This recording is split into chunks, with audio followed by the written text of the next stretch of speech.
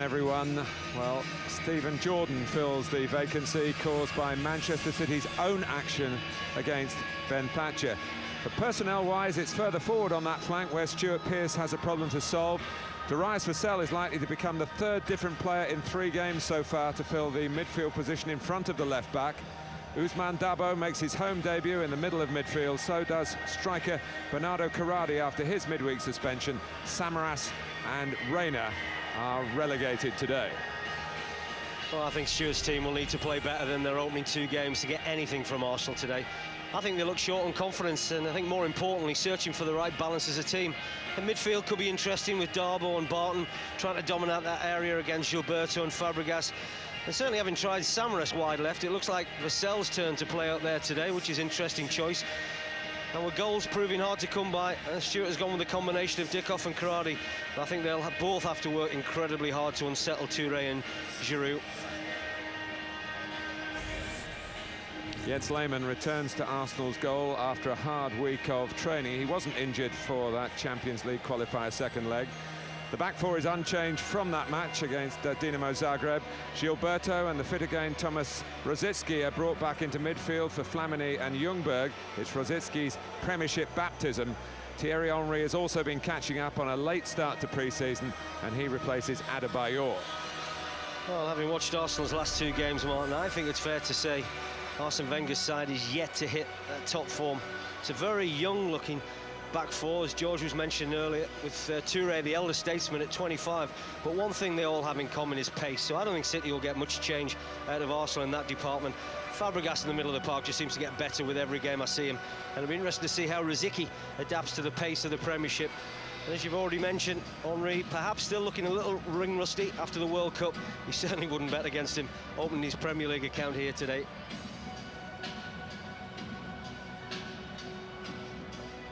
Well, Manchester City in particular glad to get going again after the Ben Thatcher affair. Absolute condemnation throughout football for the incident with Pedro Mendes, and no attempt, it must be said, from the culprit himself to defend the indefensible. Uriah Rennie is the referee here at the City of Manchester Stadium today. And Arsenal's first away game of the new Premiership campaign is where they had their last trip of 05-06. A 3-1 win here back in May. And coming to Manchester to face City has been very profitable for them. But it has been a fraught first week of the season for the home club. No wins, no goals scored, even a new goalkeeper, Isaacson, needing ankle surgery. And after the champions away on the first weekend, they now face a club they've never beaten in the Premiership. And it's live.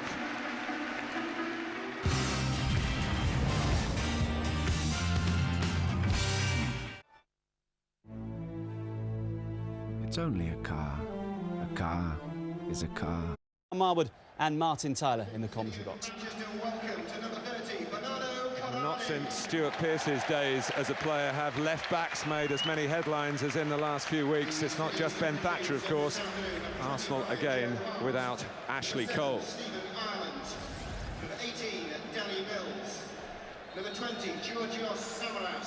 So the results today mean Manchester City are at the moment bottom of the Premiership, and Arsenal are in the bottom 5, although a big win here could take them as high as 3rd. Often that way early in the season. Arsene Wenger determined to keep focused on the Arsenal players who are in his team, for all the questions about those who are not. Reyes again hasn't made the journey, but Thierry Henry has, although his pre-season has been bits and pieces. He was surprisingly given a full 90 minutes in that August the 16th game for France in Bosnia. Arsene Wenger was very unhappy about that. And here is Thomas Rosicky, also played in the World Cup, of course, but didn't get into the knockout stages with the Czech Republic.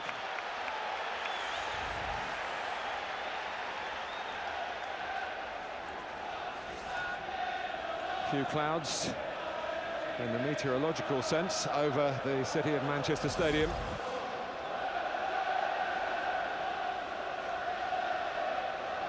And you're right, Rennie, just checking. We are playing 11 against 11, and we hope that stays that way to the end, Brian Marwood. Well, let's hope we're talking about football today. And unfortunately, the incidents during the week has overshadowed the build-up to this game. But I think Stuart will be hoping that once that whistle went from the referee, his players could concentrate fully on picking up their first 3 points of the season. Hoyt's throw, met by Sylvain Distin and then by Richard Dunn. They seem to be back in harness for the season now, the two big central defenders. There's a little fellow up front, of course, and Paul Dickov in his second spell with Manchester City. And it is indeed Vassell on the left, where Rayner started at Chelsea, where Samras, as you rightly said, Brian, started here against Portsmouth. Dabo, who was left out of the midweek game after a bit of a quick learning curve, he hopes, at Stamford Bridge. Well, he did get booked for a late challenge, and he's made a late challenge here early on.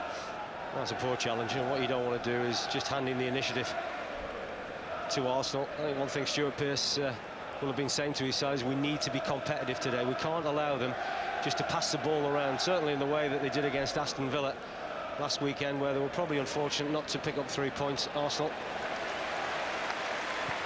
Well, this Arsenal team can certainly pass the ball if they play anything up to reputation. Whether they've got the power and the punch at the end of it, I think, is the early season question about this season's Gunners. So Distin has spurned the advances of Middlesbrough and continues to play for Manchester City. He's given away a free kick here.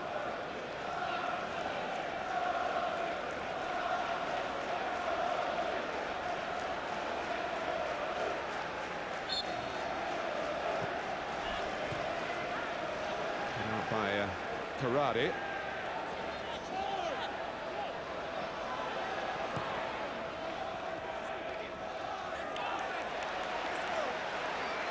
I think Stuart Pearce signalled to the referee. He felt that maybe Fabregas's challenge was maybe a little overzealous, to say the least. He's just been clattered a couple of times, the Arsenal midfield player, so I think he's looking to stamp his authority on the game. Michael Richards with a throw, defended by Justin Hoyt, who's back from his years' experiences, wide and varied, I'm sure, at Sunderland. Certainly varied. It was probably a good experience for him. It wasn't necessarily a positive experience in terms of results, but what it allowed him to do is get a lot of games under his belt, and you know, it's so important for young players to perhaps go to other clubs and experience that before they might come back to an Arsenal or a Chelsea or a Manchester United and try and forge a career at that level. Shirt pulling by Gilberto on Dickov. Joey Barton's got the free kick. And Dunn and Distin have made their way forward. And Micah Richards as well. Karadi gets to it. Had little chance of directing that on target. Well, I think Stuart Pearce will fancy his side's chances today to get something from set pieces, either corners or free kicks. There's a lot of height in there. Karadi was a player that had the header, but you've got Distin, you've got Dunn, you've got Micah Richards, who is very, very good in situations like that. Gilberto. Eboué. Picked off by Dabo, who's in the team, really, to do that in front of the back four. And Percy pressing Distin. A assured layoff by Dickov, a midfield run by Barton, but he knew really once the ball was struck forward he had no chance of getting to it. I think that's the interesting selection for me. Darius Vassell playing out on that left-hand side, Martin. I'm sure he'd far rather play down the middle where he's more used to playing. Fabregas has been caught again. Well, I just wonder whether that's probably Joey Barton's last warning, because that's 2 occasions now that Barton has clattered into Fabregas.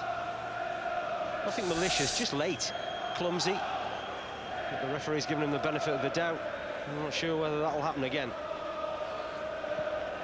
Hello Toure with a free kick that finds Thierry Henry A little too far forward.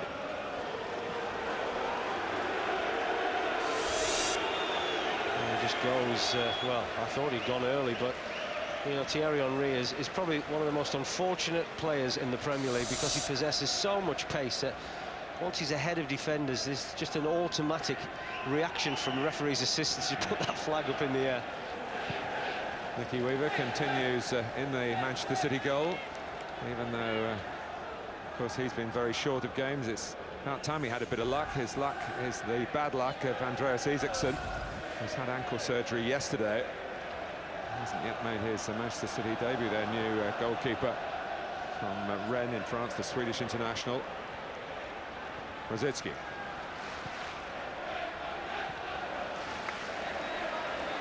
Norrie trying the through pass. The pitch is up and down the country well grassed at this stage in the season. A little bit impetuous by Gilberto. Well, I wasn't sure whether the referee's assistant had actually signalled a free kick. Yeah, that's what I thought. The throw in. But, Michael Richards can launch these towards a penalty spot. Talked already about the likes of Corradi. Sinclair backing in, it goes over him, but Fabregas gets himself in front of Corradi. And Richards forces his way past Henry. A very powerful young man, Michael Richards. And Thierry Henry just trying to force his body into the young defender to protect the ball.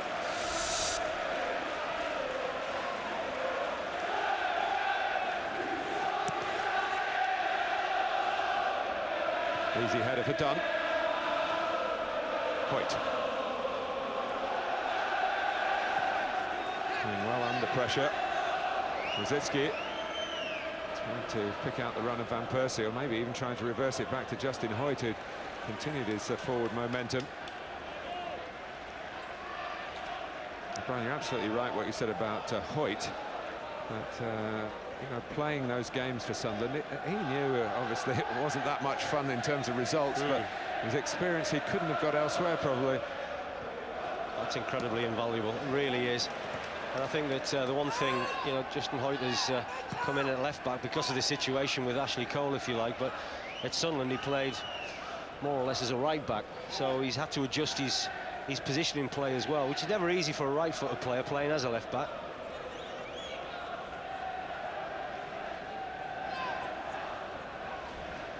Fabregas.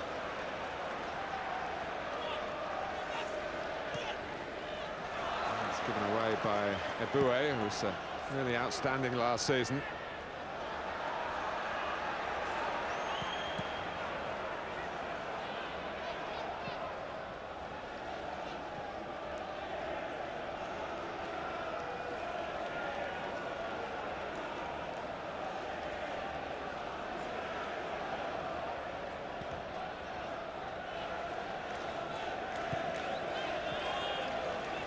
Also learning time for Johan Giroud because of Sol Campbell's departure and Philippe Senderos, who finished the World Cup injured and isn't fit yet.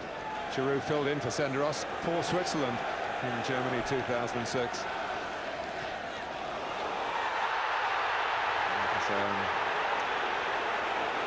Maybe a bit exaggerated by Dickoff, the player who of course started his career with Arsenal. That's typical Paul Dickoff, isn't it? I mean, he really is nuisance value. He's always very difficult to defend against. Loves to back into defenders, try to turn. You can see there it's 6-1.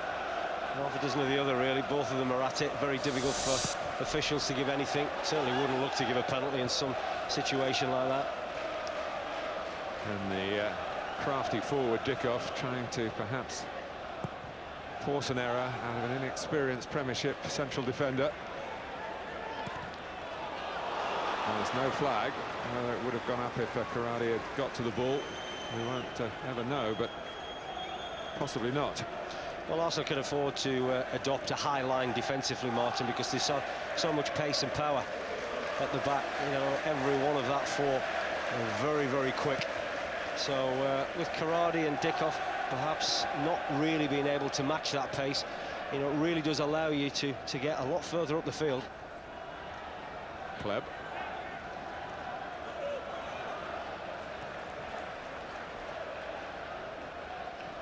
Arsenal haven't put too much together in the opening 10 minutes. But here's Robin van Persie. A little bit lucky with a miscontrol and a sliding challenge, and a fair one, says referee Rennie, by Darboe, but his use of the ball. Distan's subsequent use of the ball where he had to make up for it. Now he's urging his back line up. I think the front two of Arsenal might still be feeling the effects of their exploits in the World Cup. And I don't think Henry is anywhere near as sharp as what we've seen him during his time in the Premiership, and Van Persie also. So it's an issue that Arsene Wenger will hope his side can get through the opening half a dozen games, pick up necessary results and allow them to get into some sort of form.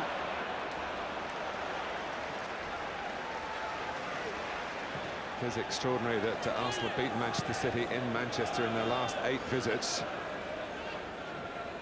I just wonder, those sort of runs eventually do come to an end, whether this will be the day. Manchester City obviously hope supremely that it is. It's a foul by Ben Thatcher's deputy, Stephen Jordan.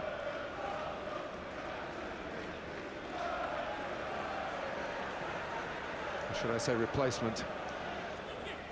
Have to wait and see how it all unfolds.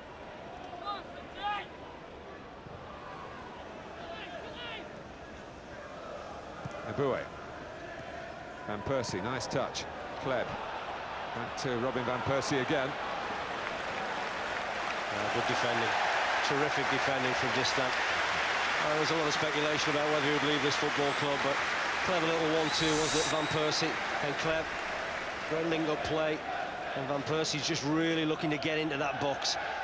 But Distin, very powerful. Just steps across him, really. Shepherds the ball to safety. Terrific defending.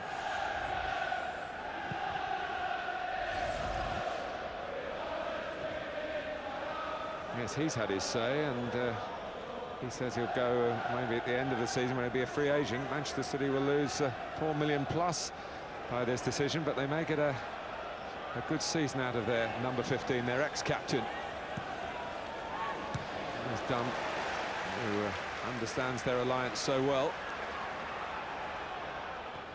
Kleb. It's Fabregas, a little bit speculative, but it'll reach Rosicky. Several good seasons in Germany's Bundesliga. And he's won the league title in Germany as well as his native Czech Republic.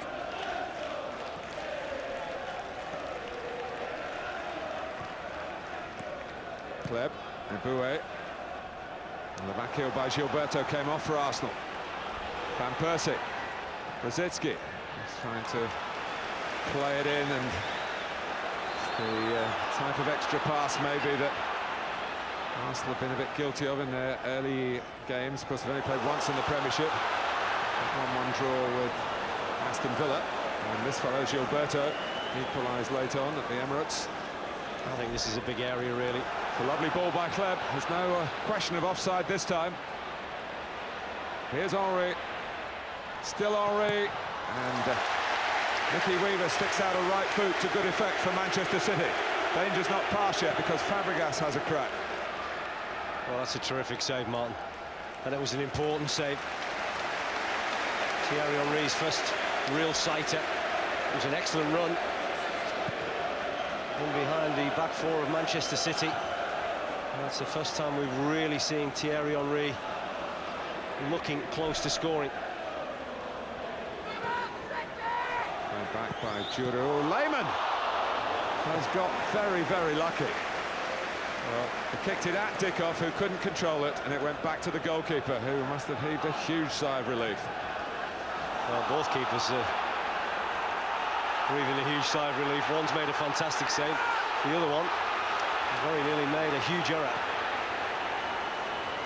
Cut out by Eboué, Sinclair's cross. And Eboué, who does love to turn defending into counter-attack.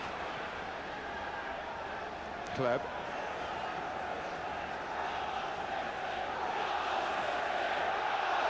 This No real natural width on this left-hand side for Arsenal unless Hoyt gets forward. He's trying to do that there and he's caught out of position.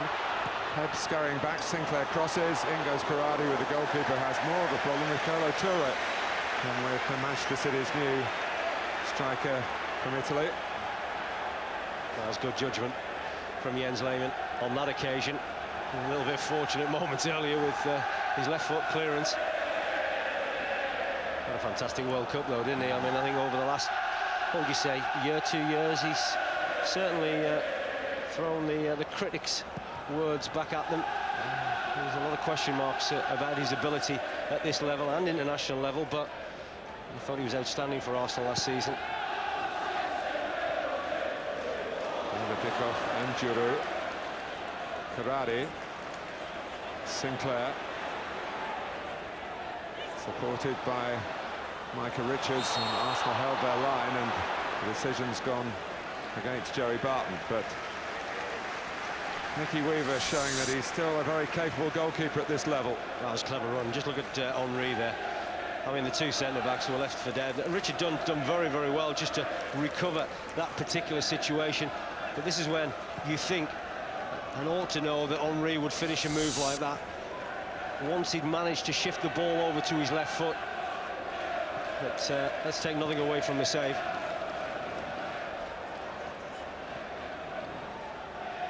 Henry's never scored in this stadium, and the forwards do get a feel sometimes, the good grounds, and he's got plenty of those, of course, but just so far in his career hasn't been one of them.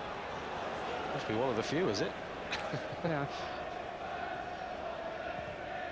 Because the one that he really loves has been closed down.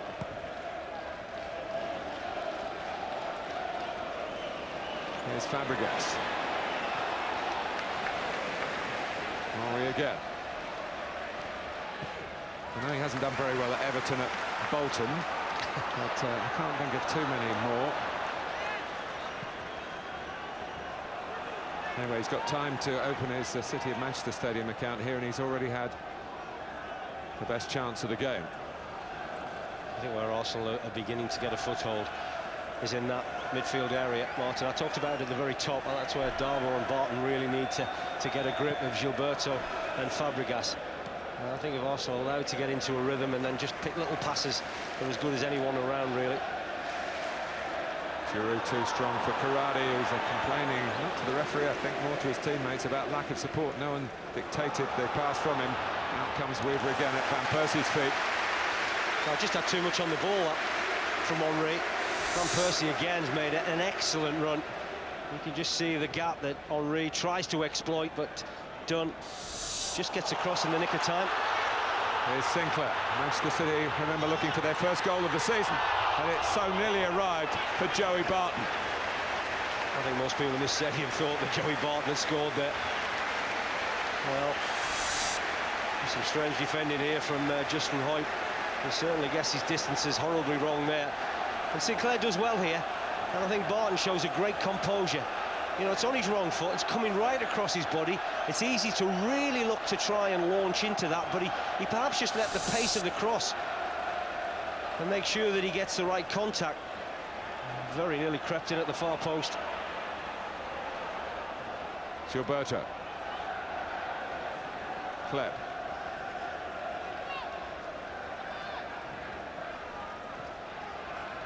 Fabregas, of course, was another who added to his stock in the World Cup. Rosicki. Always wanting to work it back onto his right foot. He's got support from behind with Hoyt. Fabregas, feeling he was a bit too far out. Nabue. Manchester City banked up in front of Nicky Weaver. But Henry put through, and he's put it wide. Well, I just wondered when Henry made that run, was he offside? It was a fabulous little ball from Fabregas. You can see he's always looking to play that ball in, but it's Micah Richards, the right back. He's just slightly behind the rest of the back four that's allowed Henry to run in an offside position, and that's two great chances that Henry has had. But Micah Richards was a player for definite, and he really is the one that's looking right across the line. But that's probably just purely down to inexperience on his part. Stuart Pearce trying to organise the back four and having a word with Richard Dunn. He's supposed to stay in that technical area, but it's a hard man to rein in for a fourth official. Martin Atkinson's got that job today. It's funny, I heard on the radio coming over today, somebody was saying, the fourth officials seem to spend more time trying to get managers back into their technical area, and yet maybe they should be assisting the referees on one or two crucial decisions. Here's Richards driving on and forcing a corner out of Gilberto. This is good, powerful play, isn't it, from Micah Richards? An equally good play from Gilberto. This is what he does so well, the Brazilian. And people shouldn't underestimate his role in this Arsenal side. He might not be as spectacular as the likes of Fabregas in that area of the field, but he does a lot of great work for this Arsenal team. Barton to take the corner. Richards prepared to come from a deeper position, but the referee's got a bit of sorting out to do here. Lehmann likes his space, but he should be reminded from time to time he's not entitled to too much. Exactly. I can't understand why Jens Lehmann still persists in getting frustrated and upset with players when they decide to stand in front of him. And they have every right to do that. He's been around the game long enough to know that this is what goes on. And Dickov is exactly the sort of player that would exploit a situation like that. He got a yellow card, Paul Dickov, at Stamford Bridge for upsetting Cudicini, and none of us, the lifers, could see why. Yeah. There's nothing wrong with what he's doing there. He's not committing a foul. He's just making a nuisance of himself. Barton takes, and Uriah is still not happy.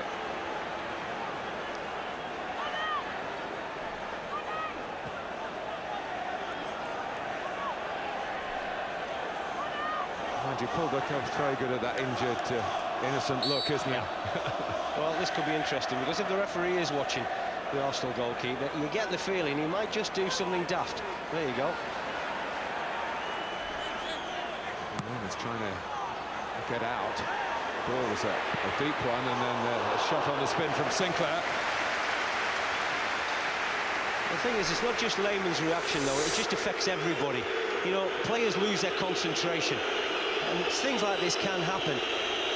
It's not a bad strike from Sinclair. He certainly had a lot more time just to bring the ball under control, but you can just sense a reaction, not just from the players, but now the fans in the stadium. And that's all come about because Lehmann has just reacted, probably immaturely. Sinclair. I suppose it's the debate as to whether if he just keeps quiet, then he might get fouled more and more.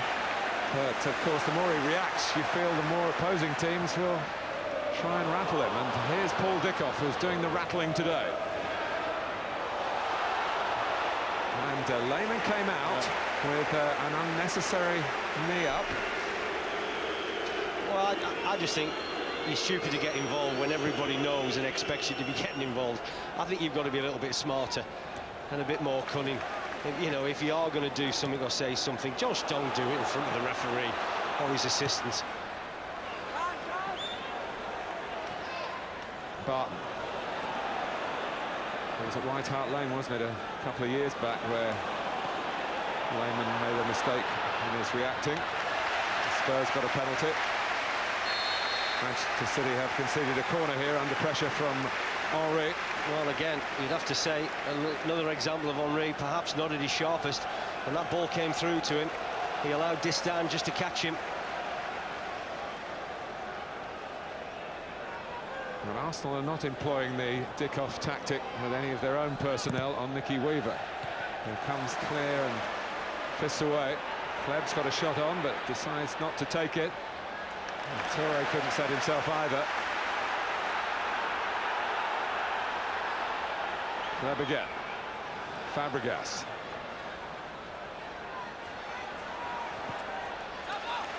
Another corner. There's one thing those Arsenal fans will tell you away to our right-hand side, Martin, is that when they watched the side against Aston Villa last week, they're over-elaborate at times. They instead of pulling the trigger and trying to shoot more, He just tried to have that extra final pass.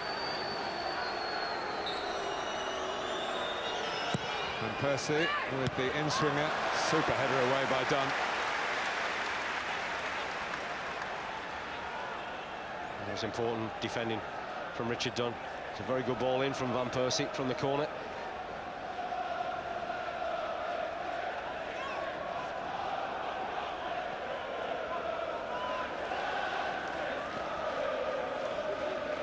Fabregas. That's when Arsenal came here at the back end of last season. They were preparing to play in the Champions League final, but also pushing for league points to qualify for a chance in this season's Champions League, which they got in the end. And now Henry.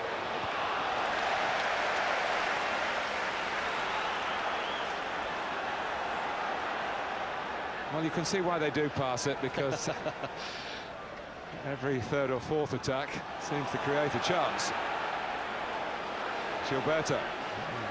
Hey, I'm not criticising Arsenal for passing. I just think they overpass it at times. I mean, some of the football they play, it really is of the highest quality. Just have a look at the passing there. You know, Man City can't get anywhere near an Arsenal player. Once again, Thierry Henry, just not at his sharpest.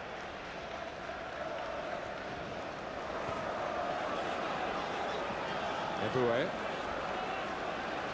Clip. No chance for Eboué to drive on as he loves to do. Not an Arsenal class pass from him in the end. That's an area of the game he needs to improve, Emmanuel Eboué. You know, you'll see him do that lots and lots of times, getting forward, raiding on that right-hand side. He's got so much pace, but it's his final ball at the moment that's sort of letting him down.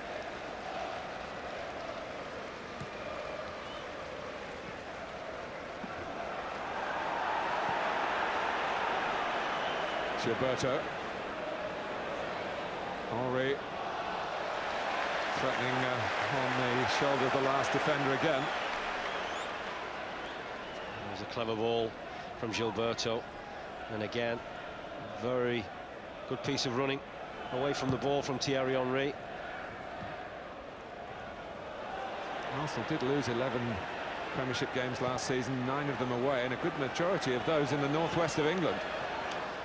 Oh, Corradi's just getting himself back up off the floor again, Martin. That's probably about the 5th, 6th occasion he's gone to ground. Far too easy for me. He's had a chance to go to air, but cross in the end was away from him. Reasonably comfortable for Jens Lehmann.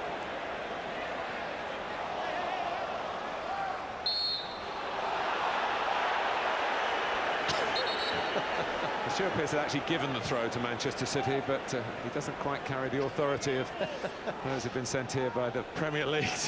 I've realised now why they put AstroTurf down there, because he clearly wears the grass out, doesn't he, by his antics. You see there's a patch of AstroTurf there.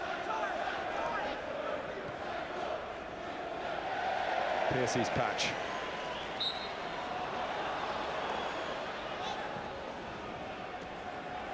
Only held back. Well, I'm interested to see whether the referee is patient again with Darboe, because if you remember, he had 2 bad challenges in the first 5 minutes. And you'd have to say that is a yellow card. I mean, clearly impedes Thierry Henry when Henry's got a lot of space to run into.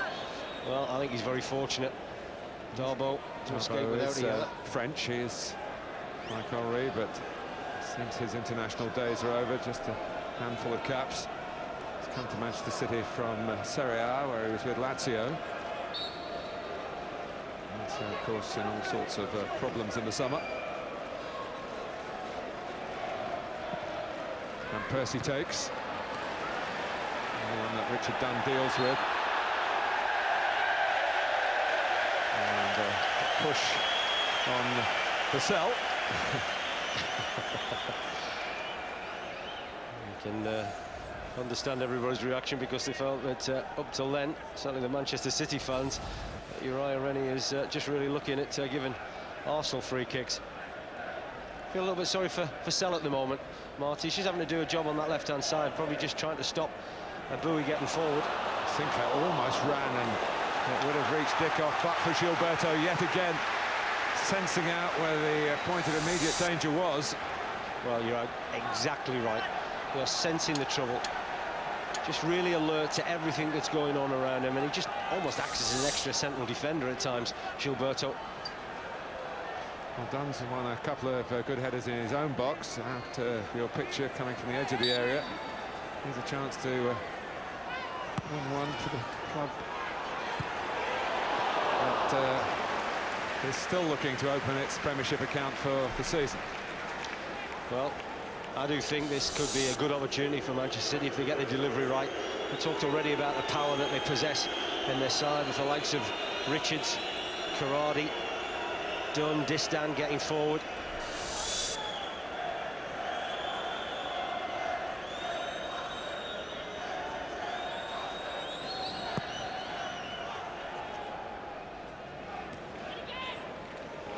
Neither Rosicky nor Sinclair quite sure where that was going to drop after they both competed for it.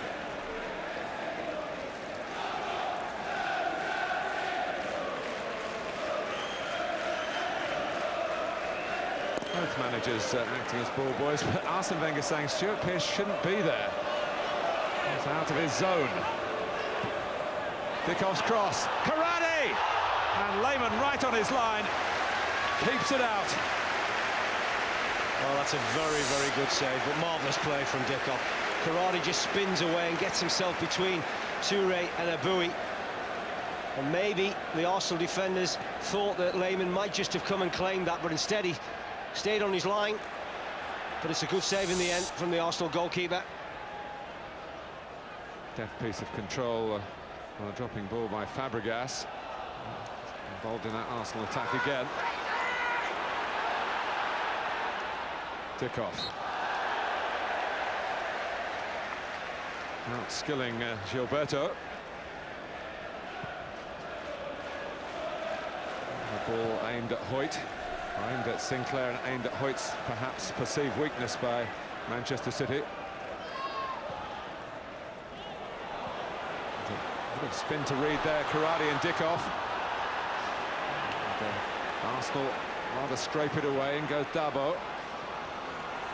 They eventually did quite well, Giroud. Didn't deal with the first ball in from Darboe particularly well. But this is how Arsenal like it. They've got 5 up in a counter-attack. Henry on the ball. Still going across, but again spurning the shot. Kleb back for Henry. Ends very, very tamely from what was almost a definitive Arsenal position on the break. Well, again, I just can't understand why when Thierry Henry shifts that ball over towards his right foot, he doesn't try and shoot. He has about 2 or 3 decent opportunities to test the goalkeeper. And in the end, Manchester City get 5, 6 defenders back behind the ball, and then it becomes difficult to try and score. Well, it's difficult, I think, for, Arsenal had, what, 16 players out of the World Cup. Henry only came back to Arsenal on August the 2nd. And you can clearly see he's not really up to the sharpness of probably where he should be. Van Persie, it's a lovely run from Rosicky. It's still Thomas Rosicky. Can he set someone up here? Gilberto. Kleb. Van Persie was at the heart of that attack. But Arsenal again have been less than incisive where it really matters. Well, this game really should have been out of sight. Well read by Lehmann. It has only planted it on Barton's head. Dickoff. Dabo. And Sinclair won't catch that, but Thomas Rosicky almost had too many options. Well, this is reminiscent for me of how Arsenal played at the beginning of last season, Mark. I remember one particular game at Middlesbrough where they really ought to have been 2-3, 4-0 ahead, and then Middlesbrough end up winning the game because Arsenal squandered chances or they were just overplaying in the wrong areas. It is a bit head-shaking from the Gunners' point of view. Sinclair. But and Gilberto across.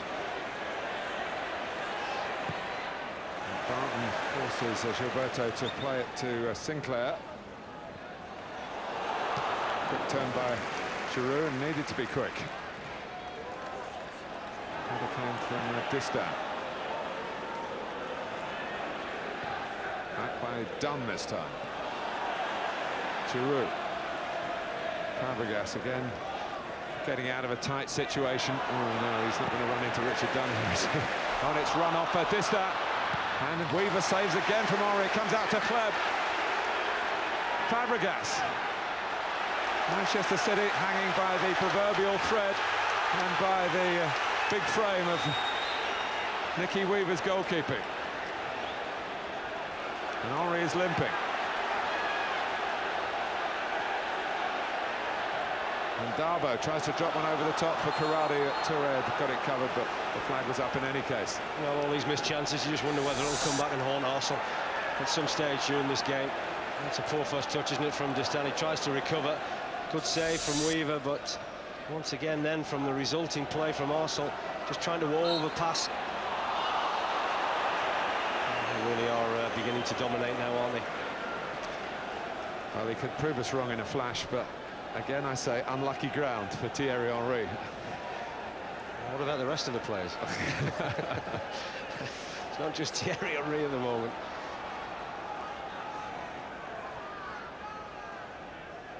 But he's had a huge majority of the opportunities. And here's Kleb.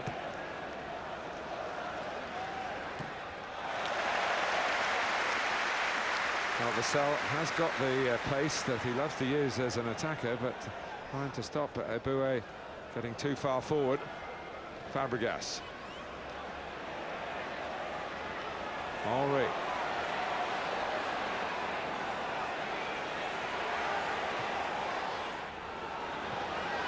Fabregas. Flags up.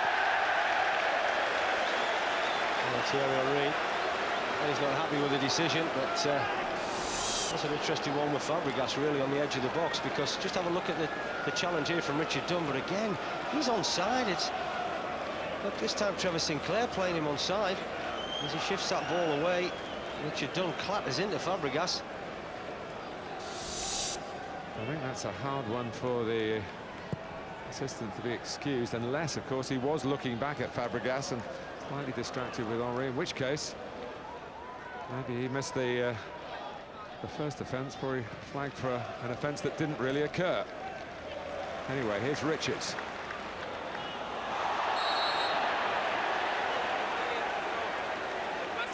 Well, he's been very patient today, Uriah Rennie, and actually it's refreshing to see. I'd prefer referees to, you know, to be more patient with players unless it's a really, really bad challenge, and then you have to be a little bit more stricter.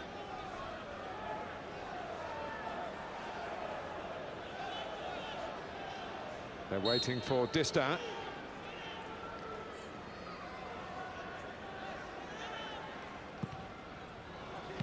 It's nothing like deep enough this time from Barton, and it's a waste for Manchester City because a couple of balls in the air have really troubled Arsenal. Fabregas' tackle on Barton. And Percy beckoning Henry forward. And, around the outside to offer an alternative. Henry.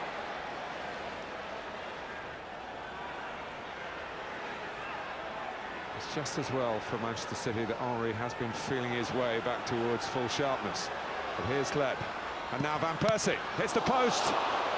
And Henry has a stab at it. Eboué's up there as well. They're getting closer and closer. Well, they're living a charmed life at the moment, aren't they, Manchester City? I mean, it could quite easily have been, what, 2-3-0 to Arsenal, and I don't think anybody in the stadium probably would have complained about that scoreline. They play some terrific football. And Arsene Wenger's waving his arms in frustration after Fabregas was stopped by Jordan in a manner that Arsenal didn't like. Crossfield ball by Karade. Oh! Hoyt on Sinclair. Penalty for Manchester City.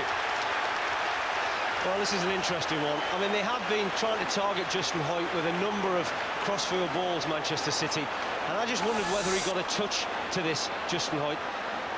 At no point Does he see Trevor Sinclair until the very last minute, but he doesn't get a touch, and that is a penalty. Could you argue that Sinclair lost control of the ball? Possibly so. And I said, all those chances that were going to go begging, would they come back to haunt Arsenal later on in the game? Well, Man City have got a big chance now to take an unexpected lead. But against the goalkeeper, who's had a very good year in terms of penalty saving. Of course, Champions League semi-final in Spain against Villarreal, that World Cup shootout that knocked out Argentina. Up goes Joey Barton, and off the underside of the bar, hammers in Manchester City's opening goal of their Premiership campaign. It's taken 40 minutes into their third match, and it's come when they've been under the cosh at the other end. Oh, this is a big relief, isn't it? At one end, Van Persie has hit the post and the ball has come back into play. At the other end from the penalty, Joey Barton hits the bar and it goes in the back of the net.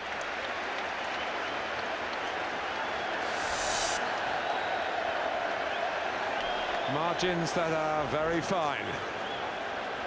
But Joey Barton has taken the opportunity that the penalty decision has given Manchester City.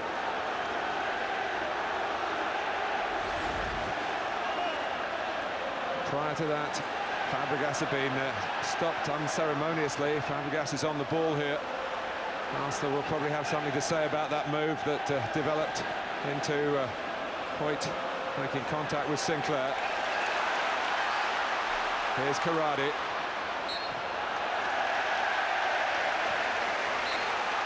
Ball, I think, was moving, certainly taken from the wrong place anyway, the free kick. Well, it doesn't matter how they come and how you're playing, but the important thing for Manchester City was to get a lead, to really get the fans lifted, to certainly settle the players. They have been second best, no two ways about that. Justin Hoyt certainly caught Trevor Sinclair. That was a very good ball from Corradi. The ball certainly travelled round about 30-40 yards. And he looked to get at Hoyt again, and Robin Van Persie wondering about the incident. First of all, when he hit the post, and then what happened after this. Well, maybe Arsenal felt that Fabregas was impeded. Well, I think they've got a decent shout there, Jordan. And then, of course, the ball finally ended up on the back of the Arsenal net via the penalty. Well, it's all about left-backs again, isn't it? Just as we said before. The ones that are playing. Justin Hoyt, his inexperience in that position, getting exposed, and Stephen Jordan getting away, perhaps with a foul. But on another day would have been called, standing in for Ben Thatcher, of course. And deemed not to have fouled Cesc Fabregas, although Arsene Wenger is pretty much as far away as we are, though at ground level. He was furious, and that's well before Corradi released his crossfield ball. He'll be even more angry now. And here is Van Persie. A touch might do. It goes back towards Fabregas. Weaver was coming out. Could have been left stranded if Van Persie tried to flick it past the goalkeeper. He made a very early decision, didn't he, Nicky Weaver, to come and perhaps claim that, but he certainly was in no man's land.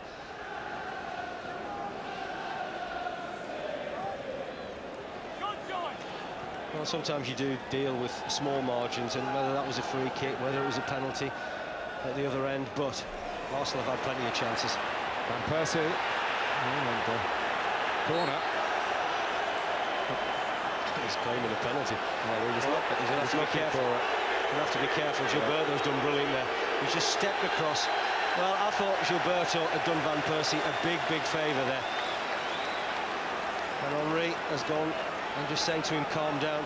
Well, the referee up to now has been extremely lenient, but you get the feeling Robin Van Persie, through his descent, is going to find his way in the book. Well, Henry obviously saying, didn't we deal with it, to the referee. And I actually agree with that sentiment. I think if players do go and deal with it, then why do referees need to give them a yellow card? Well, of course, we don't know what Van Persie said and what was heard. Anyway, yellow card given to the Arsenal striker. And Richard Dunne. Decisive again. 2 added minutes.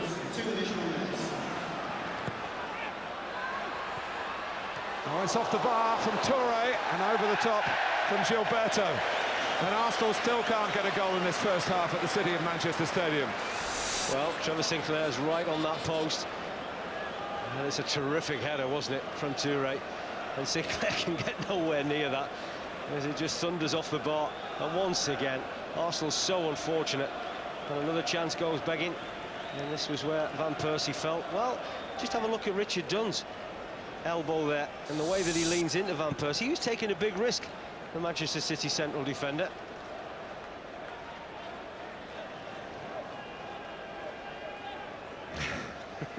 Well, there have been a couple involving Dunne that haven't been given, and one for Manchester City that has been given.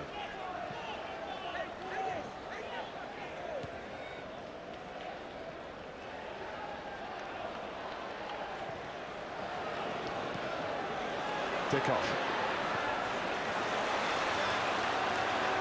Sinclair. And, good defending by Justin Hoyte this time.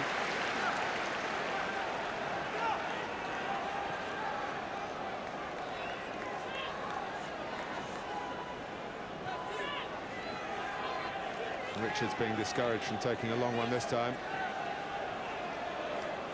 Sinclair, I think, settling for 1-0 at half-time. And Dickoff can't with something here, and Dickoff suddenly able to get a cross in. And Corradi, and Toure's clearance hit Corradi, and it could easily have been 2-0. Well, Toure is absolutely furious, I think, with Justin Hoyte, because that's too comfortable, really, for Paul Dickoff to get that ball in towards the penalty spot. Well, we know Clichy is still injured, but it is highlighted again. But one way or another, the Ashley Cole business has to be resolved. Either funds for Arsenal, or the player has to play for Arsenal, it seems. Anyway, it's half-time here, and Arsenal are trailing at the City of Manchester Stadium. Manchester City looking to make this a historic day. They got lucky with Richard Dunne's challenge on Fabregas, and Arsenal's chances that were missed had hit the frame of the goal twice. And after Hoyte conceded the penalty for Manchester City, Barton banged it in off the underside of the bar. And here in Manchester, it is City 1, Arsenal 0, after a very eventful first half. That was indeed a very eventful first 45 minutes, and we'll have George's thoughts after the break. Golden opportunities for Arsenal. They thought they should have had a penalty as well. Hoyte on Sinclair. No, said the referee. Moments later, City were awarded one, and they had the lead. Chance after chance, but it seems a sin if you're going to have a shot outside the box for Arsenal. And really, their domination has been total in the first 45 minutes. And what normally happens, Manchester City got the break, you know, could have been a free kick. They got the break, and a bad defending by Arsenal. Well, let's have a look at it. First issue to resolve here, George. Should the referee have blown for the foul there? Yeah, I think that was a free kick. But again, Marcus, you know, when you sort of expect to get a free kick deep in the opposition half, you don't expect to concede a goal straight from it. So they've come a long way in a few passes. And Justin Hoyte gets himself into a terrible position here. Yeah, this is bad defending, no question. A long ball that Marcus, there's just no way you should get caught like that. The full-back should be able to see where the cross is coming from and actually where his man is. He's actually turned his back on the play, and that's why he's given the penalty kick away. They clearly perceive a weakness with Hoyte in the air, because that tactic has been tried on a couple of occasions. And the same one on the opposite flank, you know, for Ibui. So they obviously see a weakness in both full-backs defensively, because both of them like attacking, but defending, I think they've got a bit of work to do. It was an opportunity Manchester City desperately needed after their miserable start to the season. And Joey Barton, with a little bit of luck, Arsenal have hit the goal frame a couple of times. Barton does, but it manages to go in off the underside of the bar. Yeah, I mean, she smashed it straight down the middle, and, you know, they've got a jail, Manchester City. They must go in and think, my goodness, we're 1-1. How can we be 1-1 nothing? Arsenal have totally dominated. But, Marcus, not only this season, we saw a lot of that last season. I remember at Middlesbrough, totally dominated. But when they don't score the perfect goal, there's no plan B. They were convinced they should have had a penalty a couple of minutes before Manchester City were awarded theirs. It's Richard Dunn on Thomas Rosicky, the new player. Now, has he passed the ball just before the challenge is committed? I thought he actually just passed the ball. So he's actually passed the ball, and then he's been flattened by Dunn, who's just thrown himself. So no penalty as far as you're concerned? No, I mean, if it had been a better, if the passer had just been less weighted, right, I think it was Henry was in on goals here, wasn't it? But if a challenge like that had been committed by Dunn anywhere else in the field, the referee would have blown for a free kick anyway, wouldn't Well, he? he'd have probably let the actual pass through to fruition before he'd have blown. So, in hindsight, he could have probably blown after he saw they were not gaining advantage. OK, a couple of other golden opportunities for the Gunners as well as we've mentioned. I think we've worked out really they could have had 5. That was Van Persie hitting the post, but for whatever reason, the fates and the gods are not smiling on the Gunners at the moment. You see, when Arsenal are playing this wonderful football, and when they're playing the wonderful football, it is lovely to watch, Marcus. When you see 2 or 3 goals, or you know, they're taking the lead by 3-1 or 3-2, and you think, oh, this is wonderful, I could watch this all day. But when they've not made the conversions into goals, you know, you think, well, they've got to be more. But presumably Arsene Wenger is not saying to his players, I want you to go out there and score copybook goals every time. He's quite happy to see one scrapped in off the back of somebody's heel, isn't he? Marcus, when you play Arsenal, when Arsenal go down the flanks, unless it's an early cross, pace, right, they don't pass the ball in there. They'll not cross the ball. They come back out again and they try to play through the middle all the time. OK, well, it's not a happy trip to Manchester so far, but it is 15 years since City last beat the Gunners. I won't tell you who the Arsenal manager was that day. Second half is next.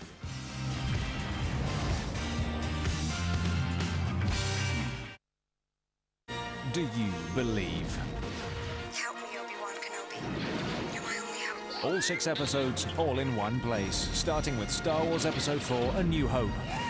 The multi-start screening, tonight from 8 on Sky Movie. Football on Bank Holiday Monday. Sunderland against West Brom, 2:30 Sky Sports 1, Sky Sports HD 1.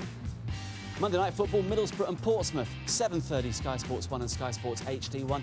And also Celta Vigo against Barcelona from 8 o'clock on Sky Sports 2. Half-time at the City of Manchester Stadium, and the home side have a 1-goal lead at half-time. Thierry and co are not happy. Conjured all sorts of opportunities for themselves, but for whatever reason, they have not been able to put the ball in the back of the net. Plenty of animated conversation going on out in the middle, Georgian. You would assume that if the game continues like this, it is only a matter of time before they do score. Well, you know, sometimes, Marcus, you make so many chances in the first 45 minutes. Will the same chances come along in the second half? And if they do, will they convert them this time? That's a problem they've had in the past, and it seems to have a problem they've got today. And just a touch of naivety at the back, which City have been able to really take advantage well, I mean, of. they've got so much possession, and even the full-backs now are attacking as well. But just occasionally, it's just a little bolt hole there for Manchester City to take advantage of, which they have done. You just wonder how important this 45 minutes is for Manchester City. They started the game bottom of the table. They've had all the problems with the Ben Thatcher incident, of course. Their results back end of last season, the start of this, have been poor. Undeservedly, against the run of play. They are in the lead thanks to Joey Barton's penalty. Can they hold on to it? It's back to Brian Marwood and Martin Tyler. Well, welcome back to a very jubilant City of Manchester Stadium. So far, so good for the home side. But some of the fans would have been here 3 years ago when Arsenal were 1-0 down at half-time, and then became the first visiting team to beat Manchester City in this then brand new ground. They trailed then to a Lauren own goal. Incidentally, he's another of the players still missing, of course, who could play at left back.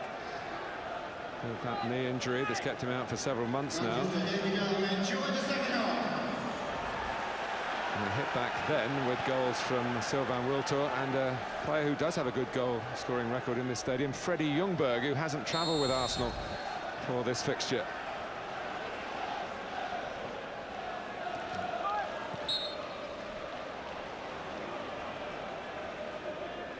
Well, there's got to be some punch at the end of the passing for Arsenal's point of view. Pleasing football.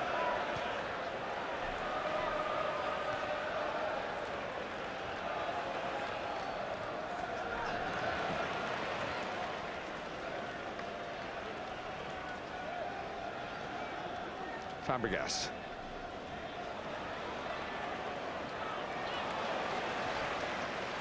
Seen off by Dunn. Karate.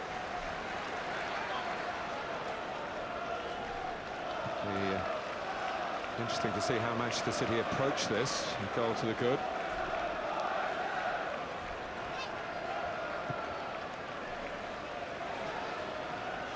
Obviously came at a good time, and there's a terrific boost. And Vassell making a bit of ground under challenge. Jordan.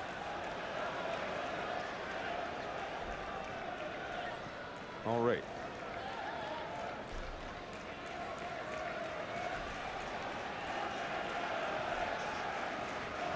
Zitsky.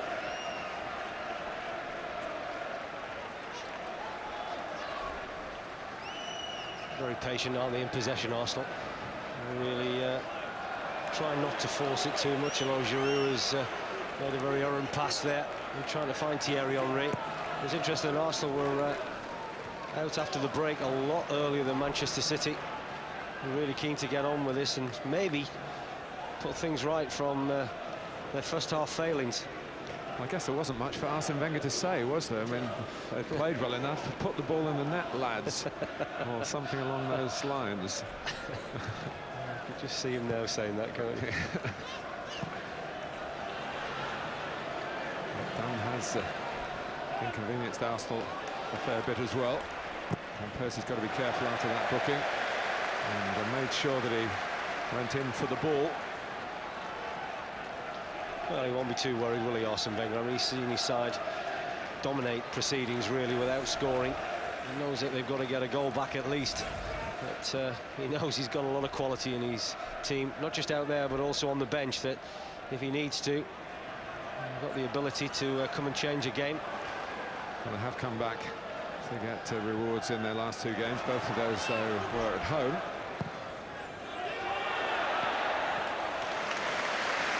Justin Hoynes just put a ball into the area there without really thinking too much about it.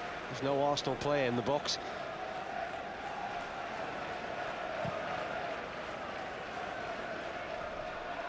Nudge on Giroud. Karate's been around a while. Plenty of clubs, mostly in his native Italy, but he was contracted to Valencia when Manchester City signed him, although he was on loan in Italy with Parma for most of last season.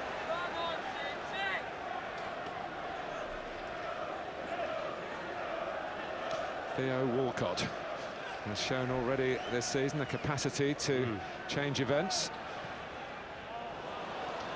I've seen the last two home games where he's come onto the field of play and had an impact straight away, and maybe if it stays like this for another 10-15 minutes or so, then Arsene Wenger knows that he's capable of coming and changing a game with these forceful running in behind defenders.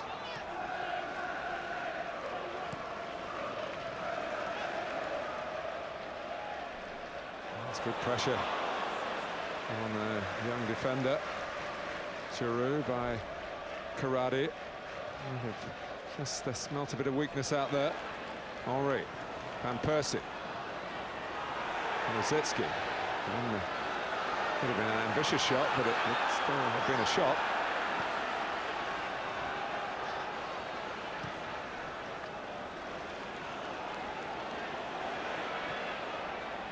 Van Persie. Kleb.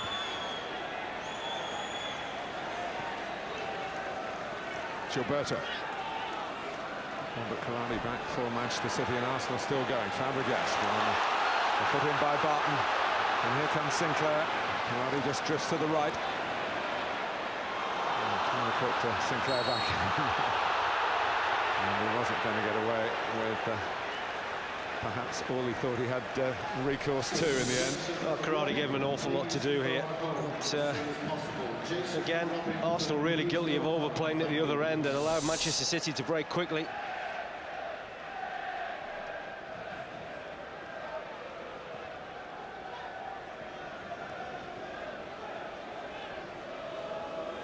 Kleb.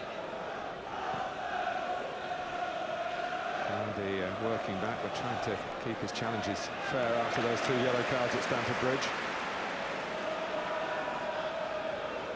Toure strides past it. Well, they're just trying to wear you down, Arsenal. They did this with Aston Villa last weekend, Martin. You know, they had lots and lots of possession, and in the end it was very difficult for Villa. And almost a way through for Van Persie from another thoughtful ball from Fabregas.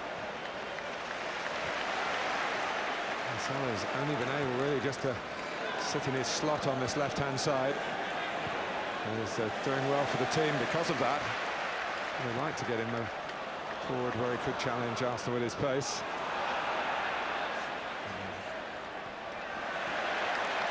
Waits forward again. Barton. Dickoff! That's a decent chance, isn't it, for Paul Dickoff? And once again, Arsenal just looking to the referee, thinking that there was a foul initially on Fabregas from Joey Barton. It wasn't given. And City very nearly got a second goal, but it's a real waspish performance, isn't it, from Paul Dickoff. He's really made himself very difficult to deal with. The 2 centre-backs, particularly Giroud. It's a lovely word, Brian, for Paul Dickoff. Waspish. A pest, I think Arsenal would probably call him. Well, not when he was playing for them, of course. They developed those qualities years back.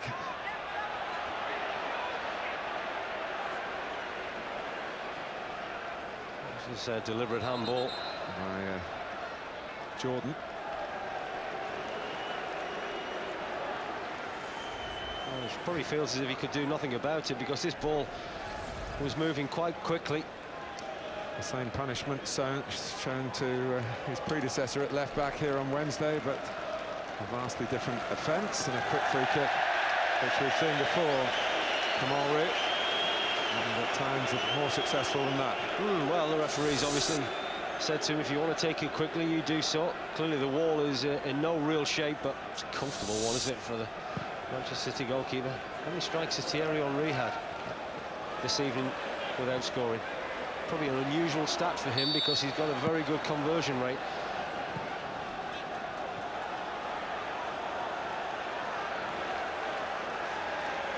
Looks like Giroud that has hurt himself in the collision there.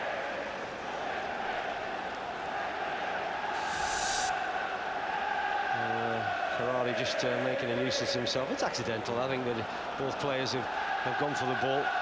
Karadi working hard to try and impress Manchester City. He didn't seem to get an arm out there to break the fall. Johan Giroud. Well, Henry's 1 or 2 words to say to Karadi, but I don't think there's any malice on the part of the Manchester City striker. Earlier, Paul Dickoff. He's very nearly in. Well, that's where they felt they should have had a free kick there. Joey Barton's challenge against Cesc Fabregas. And he picked Dickoff out very well on the edge of the box. Difficult one, though, to really get any power.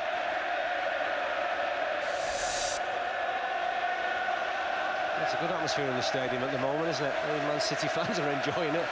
Haven't had too much to cheer, not just in the team's performances in the first 2 games, but the back end of last season where they had a horrendous run. They lost, what, 9 out of their last 10 games? They did. So if you take into account this season, it's 10 of the last 12. But this would be their most substantial win, but still a bit to do. Perhaps shades of that famous victory they had over Jose Mourinho's Chelsea. Chelsea's only defeat in Mourinho's first season in charge. They lost, of course, 1-0 here. and to a penalty at the same end of the ground. That's right. That's the right back who was culpable then, Paulo Ferreira. And Nicolas Anelka.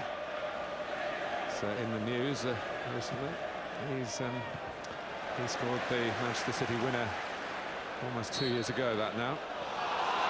I'm not sure whether Chelsea would have probably had the chances that Arsenal have enjoyed, though, Martin, because in the first half, Arsene Wenger's team were completely dominant. They haven't really picked up the rhythm of their first half performance so far, but you get the feeling that it could only be a matter of time. They just need to keep plugging away and believe in their game, and that's one thing Arsenal, I think, do. They have great belief in their passing ability.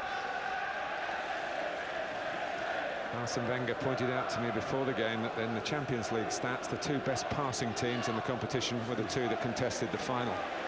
Arsenal, of course, and Barcelona. Fabregas. Only just to Hleb. Fabregas, Manchester City massing their ranks, forcing Fabregas to shoot from further out perhaps than he would have wanted.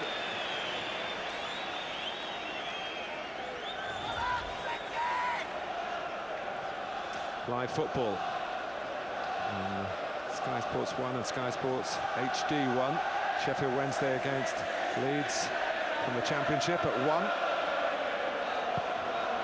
That's tomorrow, of course, followed by Super Sunday from the Premiership. Blackburn against Chelsea. How will Chelsea react after their defeat at Middlesbrough? Remember, of course, they also lost to Blackburn as well as Middlesbrough last season in their away games.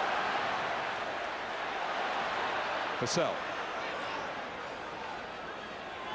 In terms of potential rivals for the title, Chelsea will be pleased with this scoreline.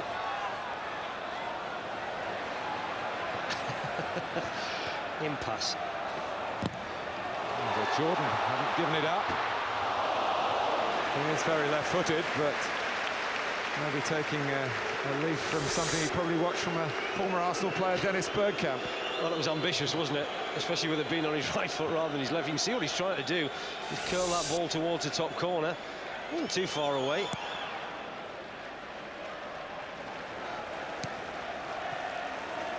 You're absolutely right, Brian. Arsenal haven't quite progressed as they did in the first half, not yet in the second. Henry, but maybe this is it. Rosicky. That's good to play by Darboe. Very similar, really, in what we saw from Gilberto in the first half.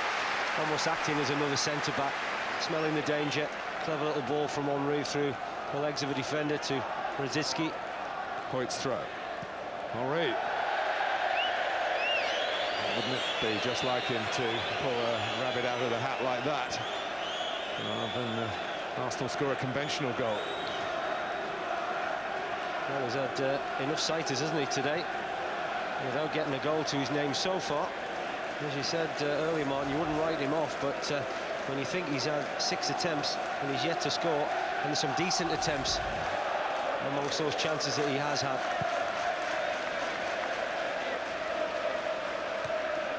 Headed on by Sinclair. Dickoff trying to involve Barton's run from midfield. Toure trusts implicitly Kolo Toure alongside him. Fabregas. Henry. Some persistent play penalised. I'm not convinced. I'm really not convinced that Michael Richards is found. Be careful grabbing hold of Uriah Rennie there. Oh, still not letting go. Well, I thought that he'd done enough here against Thierry Henry. Does very well, the youngster. He doesn't look to get in there too early, but Uriah Rennie is certainly spotting infringement. This is a good opportunity. Round about the distance at either Henry or Van Persie. Fancy their chances. Can't be the quick one this time. Rennie is checking out the wall. A lot of concentration there, isn't it? It's almost preparing for a high jump. Henry does take it, hits the wall. He asked for handball, not given. And Percy kept his eye on the ball rather than the wall. Listen to the cheer. These Man City fans are really getting behind their side, encouraging their team to just hang on to this lead, important lead, big lead. They know, these Man City fans, that their team have been outplayed, but just listen to the noise that's going around this stadium. And still half an hour to go. Rosicky. Martin played the ball in, Fabregas likewise, and Van Persie. And then Dista. Stuart Pearce would love to see a bit more of Manchester City in this part of the pitch. Vassell. Darboe saw that early, it was a good ball, and Barton was a bit flat-footed in truth. The release of the pass towards him was excellent. And here's Leb, and from that breakdown in communications, Arsenal threaten again. Fabregas, Van Persie. And far post headers aren't really Thierry Henry's speciality. No, and again, it's a little bit alarming when Van Persie's gone to shape to play that cross to the far post. There isn't too many Arsenal shots actually in the box. There was enough going forward, but everybody just seems to stop. And as Van Persie elects to cross here, you can see that it's probably not enough really in and around a real threatening area. And you get the feeling that it won't be too long before Arsene Wenger changes it, Martin. Dickoff. Here's Karadi, and that's a probing ball. Barton couldn't quite get there. Manchester City concerned about overcommitting here, knowing how difficult it is. There were so many men behind the ball to keep Arsenal out. Maybe Emmanuel Adebayor will be the player to change it for the Gunners.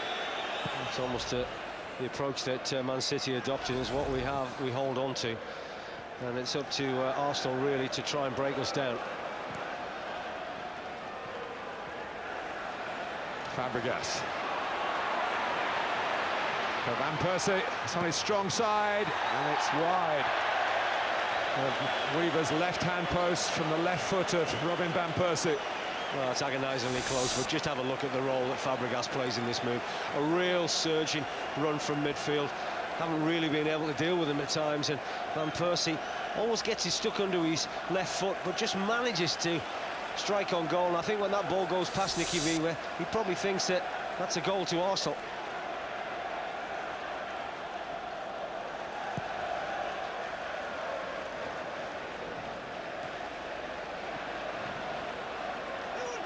Karadi.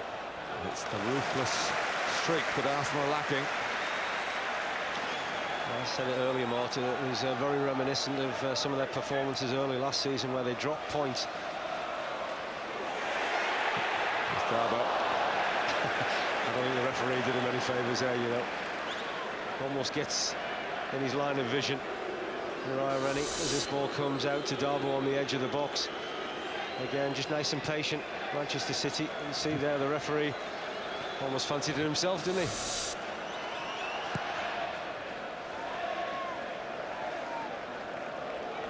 Here's Dunn. Giroud, and Manchester City concentrating their play on the Wenger boys at the back, the younger ones, Giroud and Hoyt.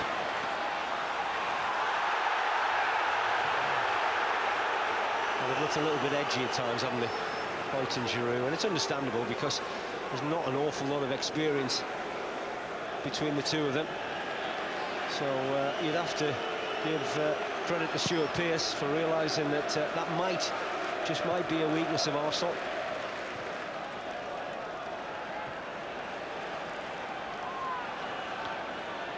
Giroud actually made his debut in this ground in a League Cup tie that Arsenal won a couple of years ago. Almost to Fabregas. Well, it was reversed there as Henry tried to fire the arrow into the heart of Manchester City. That was a great idea. Good movement again.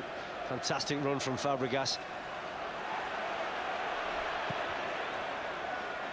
Bit of timekeeping without a watch by Thierry Henry on Nicky Weaver's possession of the ball.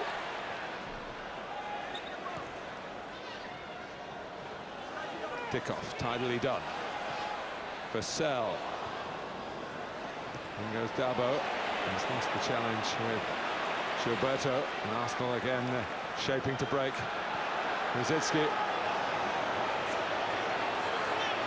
Richards showing Henry around the outside. That's the side that Henry took. He loves to come back on his right foot and drive into the box, but the cross was cut out. Arsenal have only a corner. Theo Walcott is getting ready to come on. Short corner, they got 2 against 1 for a moment there, Arsenal, but didn't make the most of it.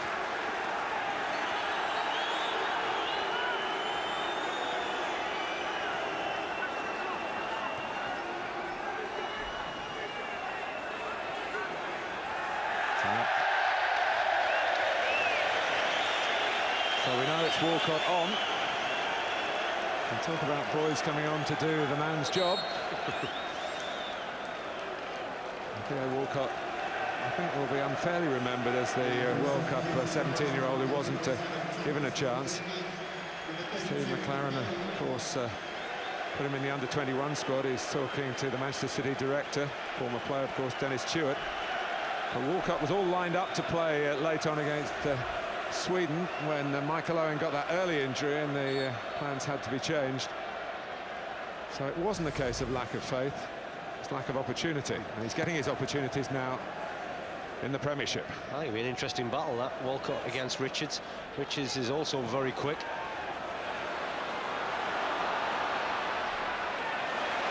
There's Karate. He's playing for a free kick there, he hasn't got one.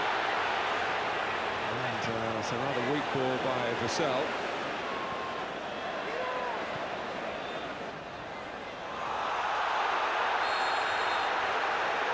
I think it's a little bit unfortunate, Karate. Probably had decent claims for a free kick, really. But the referee just trying to give Manchester City the advantage, of which they did have.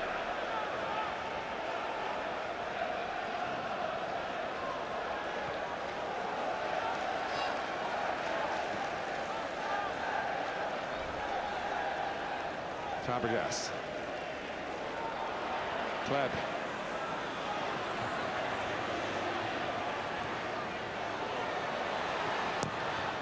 Bure.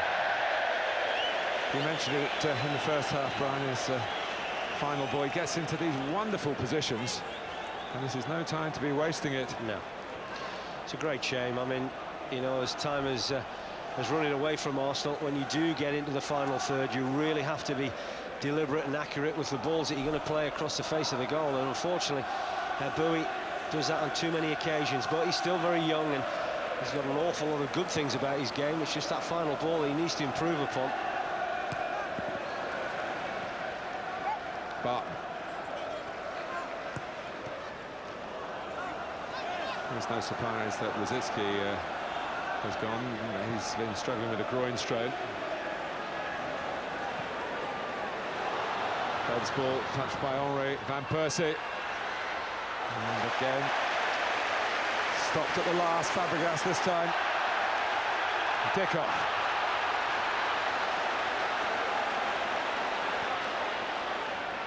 Karate. Just got it away from Fabregas' challenge. As did Jordan. I think every pass at the moment in Man City are making Martin's being cheered. Yes.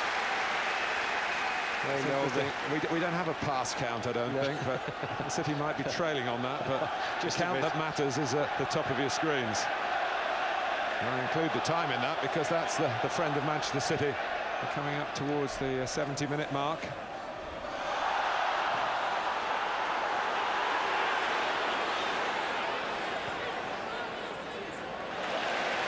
Interception by Sinclair. I'm sure Stuart Pearce will just be hoping his side can just not give away the ball too cheaply. You know, it's a little bit desperate measures because Arsenal have had the majority of the possession, but you know, when they do get the ball, they just need to have some belief that they can keep it for some longer periods. Done. Solidity again. Richards. The 18-year-old against the 17-year-old.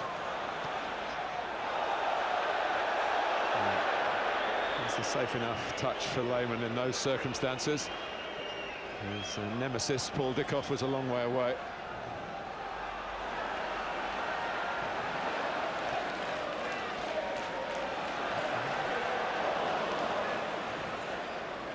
Lucky Arsenal to retain possession there. Fabregas.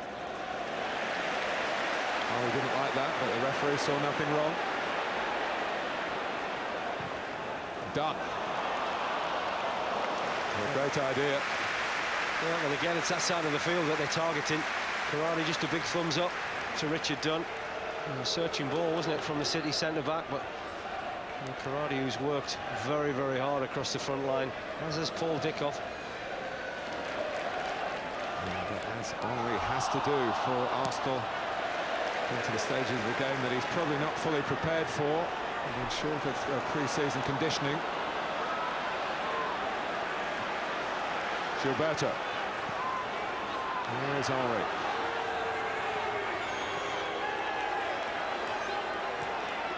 Walcott waiting just outside the D on the edge of the penalty area, and he gets the ball now.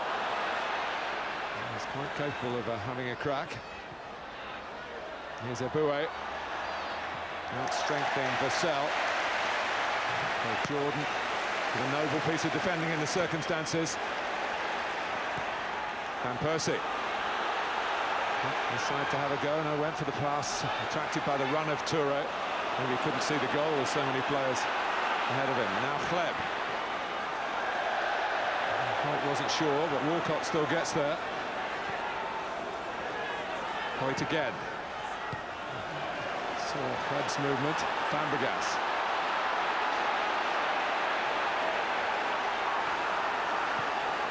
More pressure from passes, and maybe some penetration here from Hleb. Van Persie's waiting, and he's not the only one. They're getting in each other's way, the Arsenal players. It's Kolo Touré. Here is Van Persie. It's a bit of a siege at the moment on the City goal. That's just one-way traffic, isn't it? I mean, Manchester City over the last 5 minutes, they just have to camp out in their own defensive third and just hope that Arsenal will be a little bit wasteful with the chances that come their way, or they might just try to be over-elaborate, and there's probably a mixture of the two at the moment. Fabregas.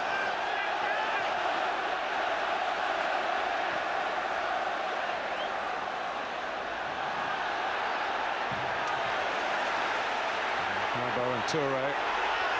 Touré with the sort of spirit that Arsenal need to show here. 18 previous Premiership meetings, 3 draws and 15 Arsenal wins. See why this means so much to Manchester City. Walcott. Maybe something a little bit different. Van Persie. Henry. I almost get the feeling they're just trying to score the perfect goal, aren't they, Arsenal? Well, Manchester City have got a momentary respite by Karadi. Darboe took the free kick quickly and cleverly. This is Sinclair. Got Karadi in the middle. Would have got there if it had got it beyond Lehmann. Just look at he didn't. Just look at Paul Dickov's position in there as well, Martin. You know, if he cut that back, Dickov had oceans of space. Bright thinking though from Darboe, from the free kick, taken very quickly. And once again, it's that side of the field where they're targeted. And Sinclair, he's trying to pick out Karadi, but if he just checked that ball back, just look at Paul Dickov.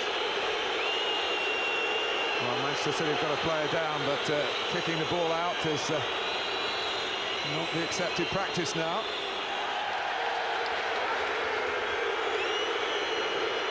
Darboe's on his feet. And it's certainly not accepted practice now when you're 1-0 down. Dickov does some defending.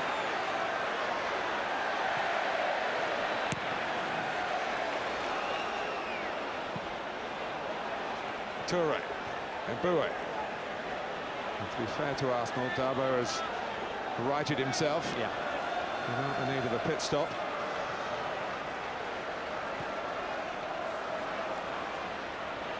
Henry. One says Henry was doing the shirt holding.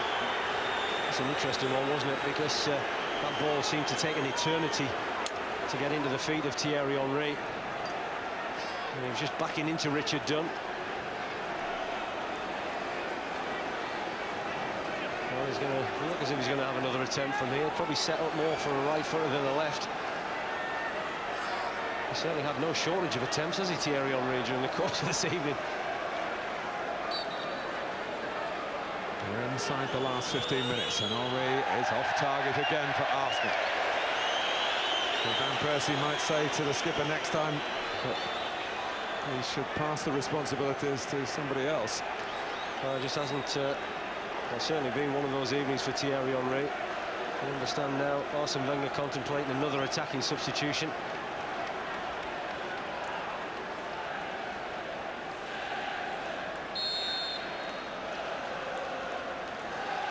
And I think it's Webb coming off. The second substitution for Arsenal. It is. 13 Alex Ryder, number 25 Emmanuel Adebayor. The international from Togo. Well, he just play up front with Henry, and Van Persie looks as if he's going to come out to this right-hand side. And Walcott over on the left. Thought they might have just switched that around, but Van Persie, of course, played in the World Cup from the right-hand side, didn't he, for Marco van Basten. And did well. He can come in from his flank onto his left foot and shoot. Arsenal got to get the ball first. Vassell.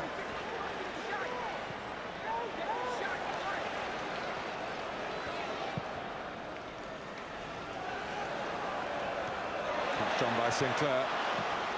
The front players have worked so hard, chasing down lost causes. I understand Dickoff and Karadi just being slightly sluggish to react that time.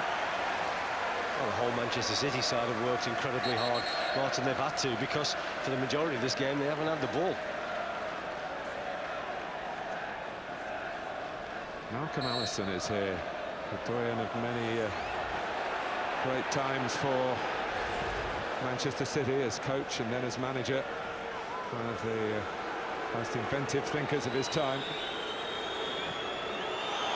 And in possession was Gilberto, and Dickoff realised that Lehmann was repositioning. He deserves his chance, really, because just have a look at his work right there, Paul Dickoff. He's not stopped. Well, he was a big favourite in his first spell here, and you can see the fans have got great belief in him.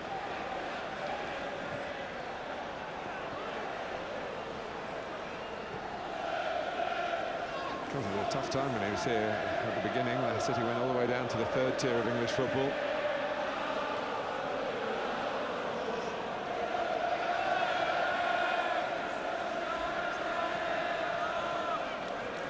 A few tentative choruses of Blue Moon around us. The City anthem. Walcott. It's a run again, emphasising his potential. Well, it's the first time Micah Richards is actually being tested for pace.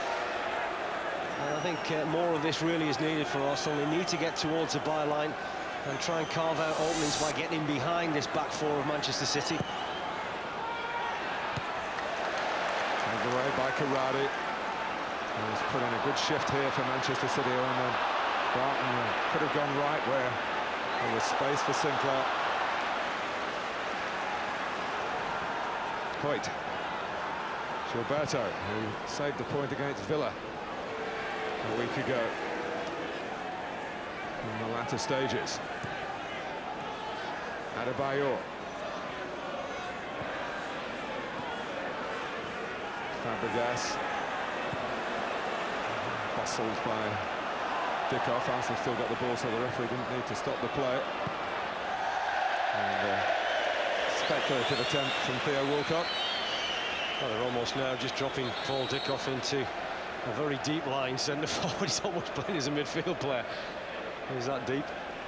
Well, they're going to just juggle it a little bit, but Danny Mills is coming on to help with the defending. Urias Vassell has done a job for the team in this problem position. On the left of midfield, remember Musampa and Riera, who were naturals in that role last season, were not kept on, or the deals couldn't be done for them to be kept on. And the latest player to play wide left midfield is the former England right back, Daniel Mills.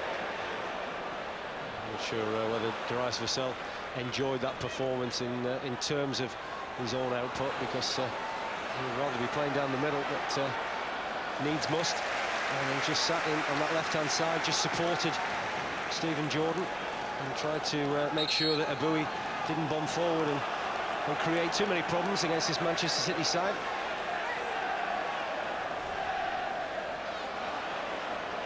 Kick-off. Fabregas is too quick, and too quick for Mills as well, but Darboe made the interception. And City using their numbers there in the central midfield area. A little bit of keeping the ball themselves. It's not been a commodity that they've been able to deal with him heavily today. But they have scored, and Arsenal haven't. And we're inside the last 10 minutes now. Given away by Walcott this time. There's one thing you would say about this Manchester City side, Martin, is that it does reflect their manager very well. Very spirited, very determined. Fabregas. Eboué. A look down at the pitch, but I think tiring legs. And you could say also Arsenal reflect their manager as well, and the almost romantic idealism that he has for the way the game should be played. Adebayor. Henry's pass. Here comes Walcott. That's a very quick across. Micah Richards. That's terrific defending, really. But his positional sense was absolutely top draw here. Micah Richards, you can see there, does he go close to Henry? He just keeps a nice space where he knows he can recover very quickly. He knows he's got the pace to deal with situations like that. And maybe something as simple as a corner can bring Arsenal an equalising goal. Having tried to, as you said, Brian, create the perfect goal, Robin van Persie close to making that happen too. Well, this is a great opportunity. I just wonder whether Micah Richards is in the thick of the action again. He was trying to force Van Persie away from danger. Oh, what a great chance. That really ought to have been 1-1. I mean, that's as good a chance as Arsenal have had during the course of this game. Eboué off. And Mathieu Flamini is on. Score, of course, in midweek.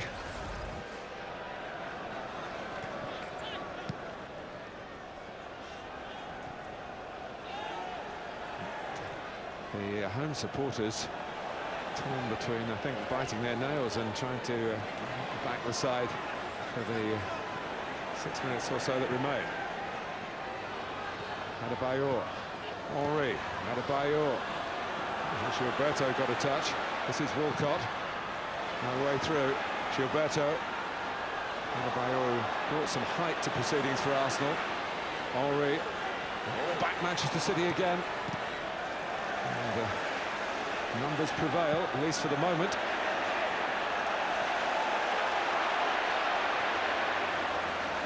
And they did well. Van Persie.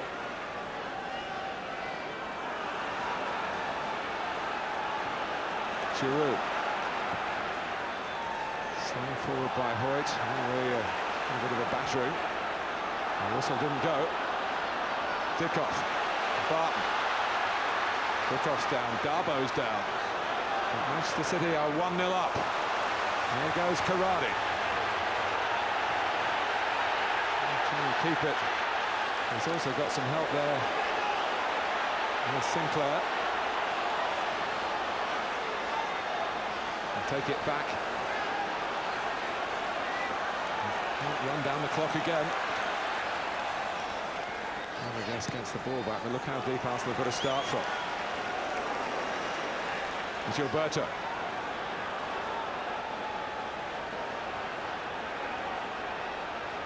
Flamini. Adebayor. Van Persie's ball, almost reaching Flamini. It's cut out by the chest of Barton. He did brilliantly, didn't he, Joey Barton? He's covered an awful lot of ground here for the course this evening, and I think Wenger thinks that Barton may well have handled that as the ball came in from Van Persie, trying to spot the run of Flamini. Well, it was worth the shout, no question about that, but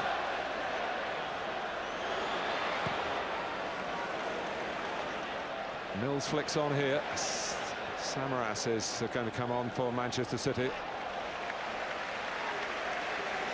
Remember, in the first half, Robin Van Persie hit the post. Stuart Pearce breathed again after that. Kolo Touré hit the bar.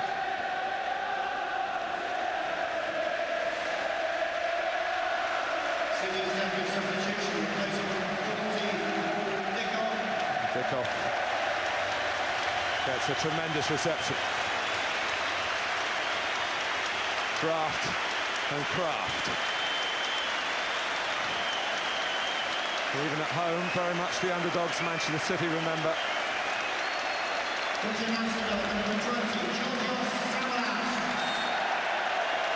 been a really difficult build-up to this match for the home side. But goodness me, Brian Marwood there, inside, what, 4 minutes away from winning it. Well, I did say at the time when Arsenal were squandering those chances in the first half, they may just come back to haunt them, and it looks as if that's going to be the case. And they've been the better side in terms of possession. He'll ruffle a few feathers while he's on. Danny Mills. Football tonight, Valencia against Real Betis. And that's La Liga, of course. Sky Sports Extra, 8:30 tonight.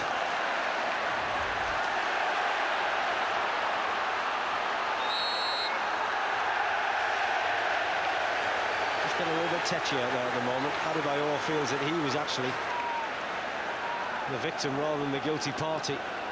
But Barton in the thick of the action. I think he's a good example to one or two errant footballers in terms of how things were going for him last season. Joey Barton, he seems to have recovered very well. He's settled down. He's playing some very, very good football. Interesting that the England manager is here this evening as well. Yes, he took on board some counselling as well, didn't he? Which is to his credit.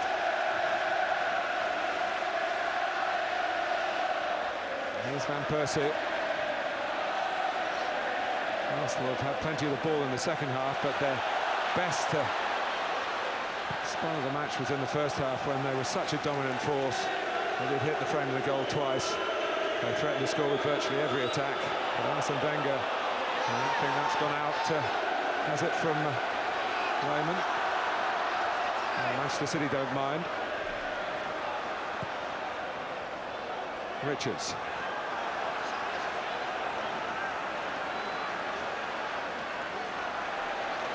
Walcott. Now Van Persie. Arsenal running out of time here in the city of Manchester Stadium. Fabregas.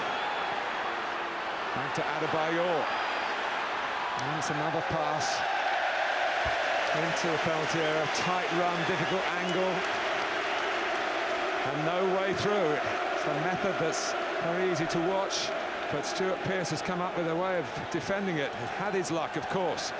Well, he's had a big slice of luck, and he won't deny that, but he knows that Arsenal have outplayed him in a lot of periods in this football match. But just look at the determination on the manager's face. Don't mind the players. I mean, he's given his all.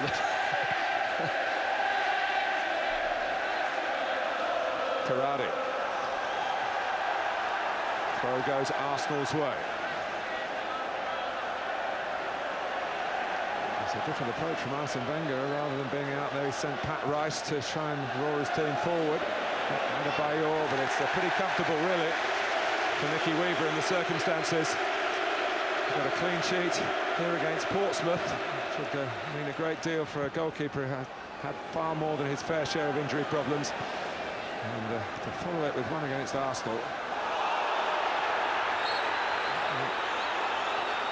Well, he has stopped it. Uriah Rennie, which of course he is now the sole arbiter of. 2 City players involved.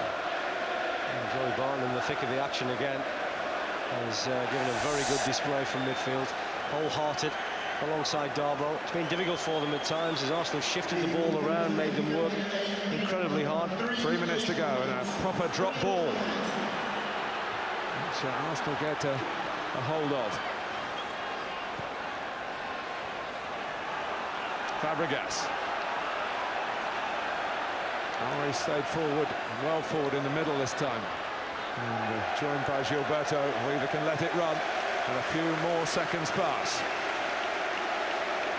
They're just beginning to toss balls into anywhere at the moment. Arsenal hoping they can get a little bit of joy from something. There would be another tactical substitution for City, I think, just to use a bit of time. Almost there.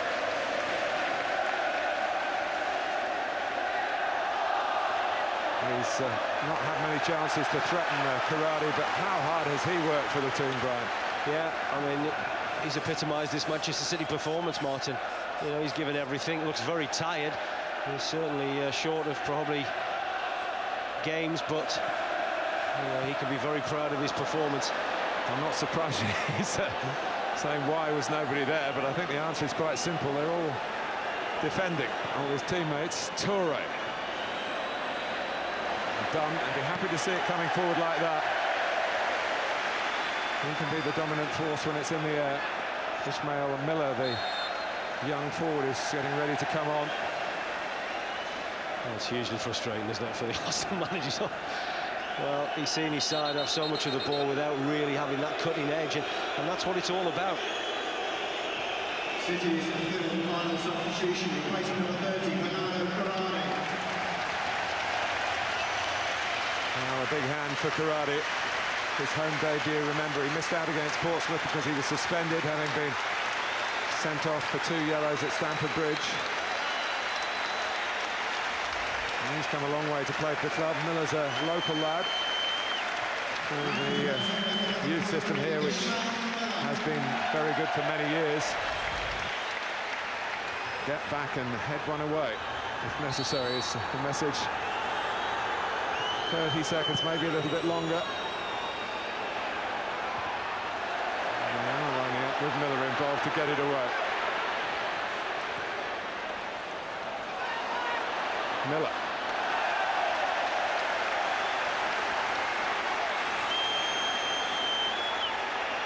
City will take as long as referee Rennie allows for a throw. It's going to go down the line. Is it from Danny Mills?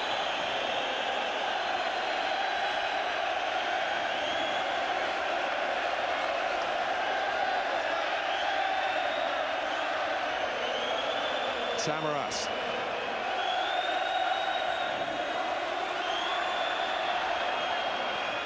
Extra time added on to added time, but it's Barton and it's Samaras. Doesn't need to be too progressive here. Well, Stuart Pearce won't be too pleased if this can be transferred quickly by Arsenal to good effect. Header by Distav. Fabregas. Sinclair. A look at the watch. Fabregas. Several firsts for Manchester City. First goal of the season means first win of the season, and beating Arsenal in the Premiership for the very first time. Joey Barton's penalty. Close to the end of the first half. Plus some gallant defending with Richard Dunn to the fore. Some important saves by Nicky Weaver.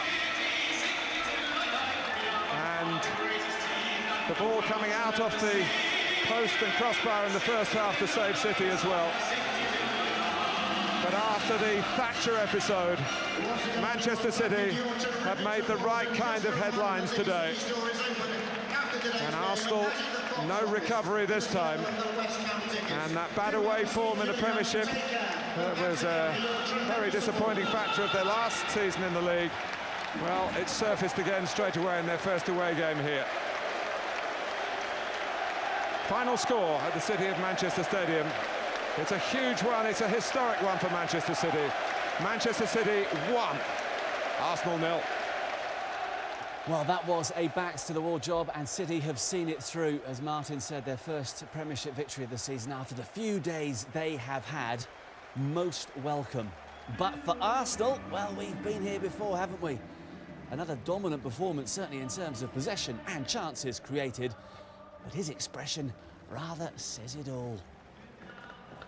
And they are 8 points behind Manchester United just a week into the new campaign. 3 wins out of 3 for Sir Alex's side after their success at Watford today. Everton up to second after winning at Spurs, and they only had 10 men for the second half. Portsmouth in third place, then West Ham down to fourth, Aston Villa, Liverpool, Bolton. Manchester City began the game today bottom. Well, that's something of an improvement, up to 8th. Very early days, of course, and Fulham and Chelsea complete the top half. Chelsea playing at Blackburn tomorrow.